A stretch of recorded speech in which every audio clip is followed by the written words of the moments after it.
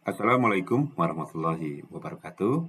Saya Ilham Mangtosudan dari Dinas Kesehatan Provinsi Jawa Tengah, peserta pelatihan kompetensi PPK tipe C model MAOC Bak 1 tahun 2024.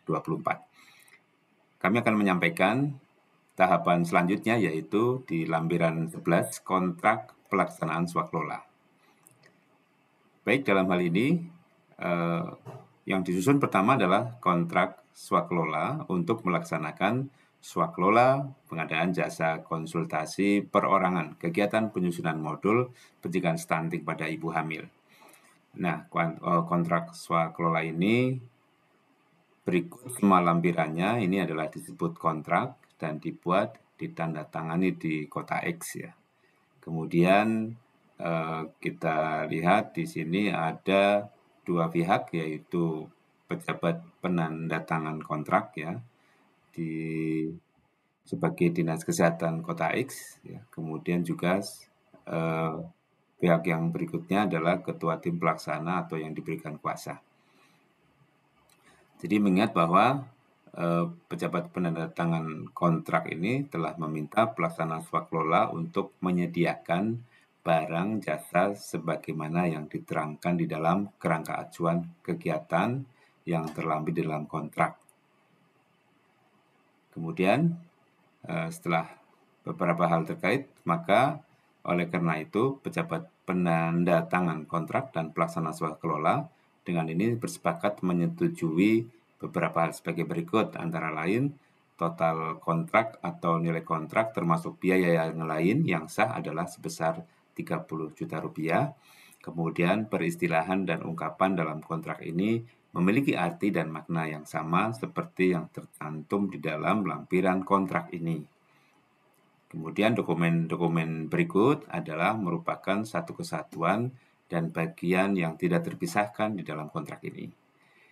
Antara lain adendum kontrak apabila ada atau apabila terjadi, kemudian pokok perjanjian, syarat-syarat umum kontrak atau SSUK, syarat-syarat khusus kontrak atau SSKK, kerangka acuan kegiatan, rencana anggaran biaya, portofolio, proposal, dan dokumen yang terkait.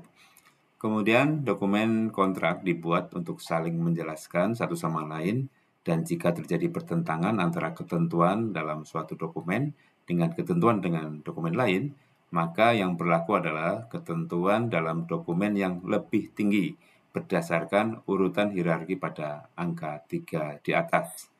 Kemudian, hak dan kewajiban timbal balik pejabat penandatangan kontrak dan pelaksana swaklola dinyatakan dalam kontrak meliputi khususnya yaitu untuk pejabat penandatangan kontrak mempunyai hak kewajiban untuk diantaranya adalah mengawasi dan memeriksa pekerjaan yang dilaksanakan oleh pelaksana swaklola, kemudian meminta laporan, kemudian menerima hasil pekerjaan sesuai dengan spesifikasi dan kerangka acuan, dan jadwal penyerahan pekerjaan yang ditetapkan dalam kontrak.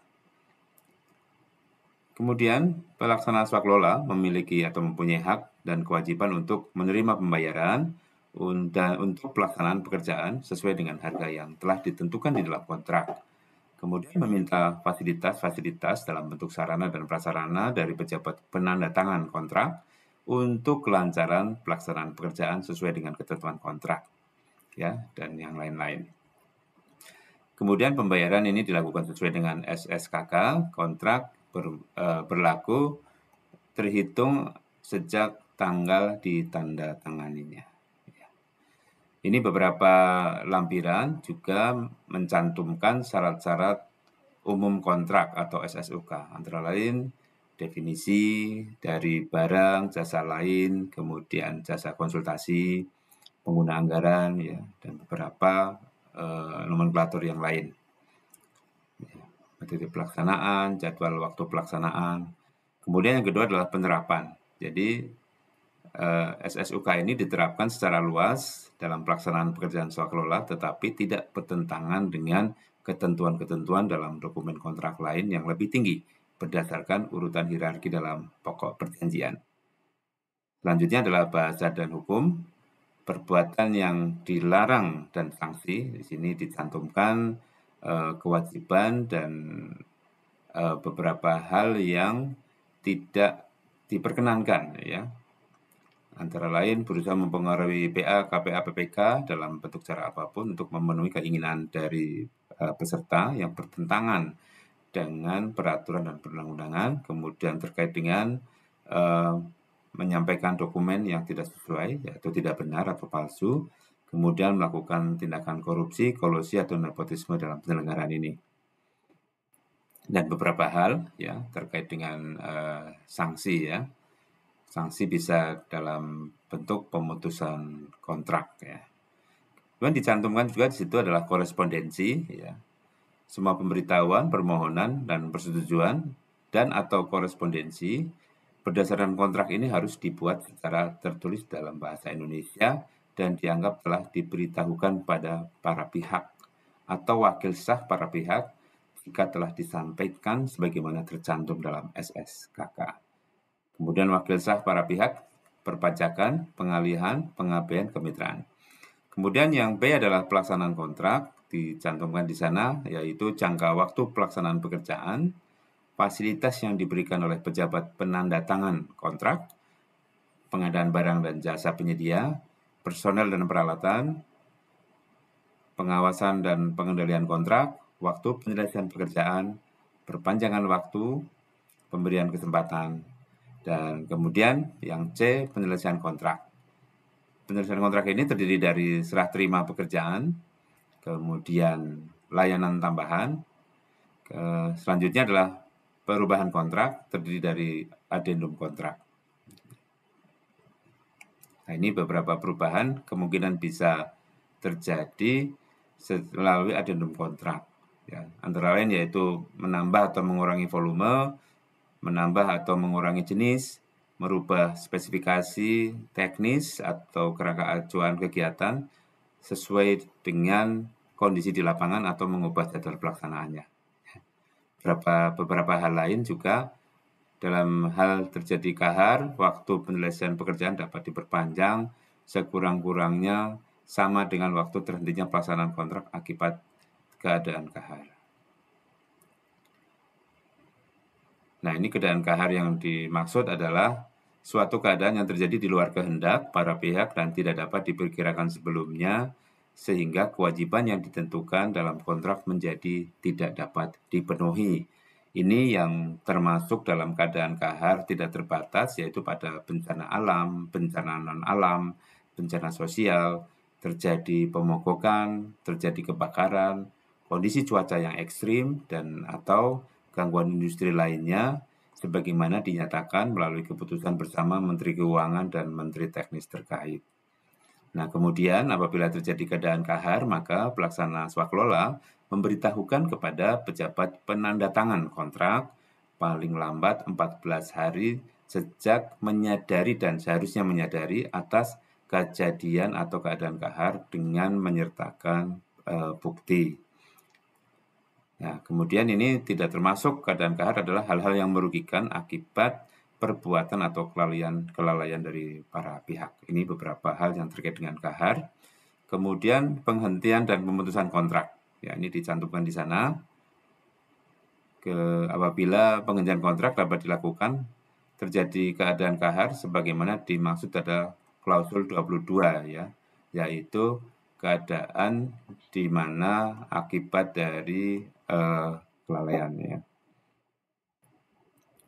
Nah, pemutusan kontrak sendiri dapat dilakukan oleh pejabat atau pihak pejabat penandatangan kontrak atau pihak pelaksana swaklola. Ini apabila pemutusan kontrak oleh pejabat seperti ini ya. Ini beberapa hal terkait ya di situ. Termasuk di dalamnya ya, diantaranya adalah pelaksana swaklola terbukti melakukan tindakan KKN ya atau curang atau pemalsuan dalam proses pengadaan yang diputuskan oleh instansi berwenang. Ada pengaduan tentang penyimpangan prosedur, kemudian pelaksana swaklola ternyata legalitas perizinannya hilang atau dicabut. Kemudian melakukan pelaksana swaklola melakukan lalai atau cedera janji dalam melaksanakan kewajibannya dan tidak memperbaiki kelalaiannya dalam jangka waktu yang ditetapkan.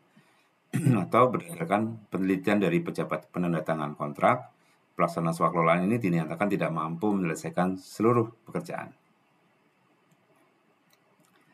Nanti pejabat penandatangan kontrak membayar kepada pelaksana swakelola sesuai dengan pencapaian prestasi pekerjaan yang telah diterima oleh pejabat penandatangan kontrak sampai dengan tanggal berlakunya. Ini pemutusan kontrak oleh pelaksana swakelola. Ini dapat dilakukan apabila pejabat penandatangan kontrak memerintahkan pelaksana swakelola secara tertulis untuk menunda pelaksanaan pekerjaan atau kelanjutan pekerjaan dan perintah tersebut tidak ditarik selama waktu yang disepakati sebagaimana tercantum dalam SSKK. Kemudian pejabat penandatangan kontrak tidak menerbitkan surat perintah pembayaran untuk pembayaran tagihan angsuran sesuai dengan jangka waktu yang disepakati sebagaimana tercantum dalam SSKK. Nah, kemudian berakhirnya kontrak, ya. Yang F adalah pembayaran kepada pelaksana swakelola. Di sini dicantumkan nilai kontrak, pembayaran, ya. Kemudian termasuk di dalamnya penangguhan pembayaran. Kemudian penyelesaian perselisihan diantaranya adalah itikat baik, penyelesaian perselisihan. Untuk hal yang lain-lain, penggunaan dokumen kontrak dan informasi, hak atas kekayaan intelektual dan penanggungan dan risiko. Masuk pada laporan dan hasil pekerjaan, kepemilikan dokumen. Ini adalah syarat-syarat khusus kontrak SSKK, ya. Jadi yang pertama adalah korespondensi. Di sini dicantumkan di dalam pengaturan SSKK, alamat para pihak, nama, alamat, telepon, website, email, kemudian pelaksana juga dicantumkan juga. Wakil sah para pihak, ya. Kemudian jangka waktu pelaksanaan.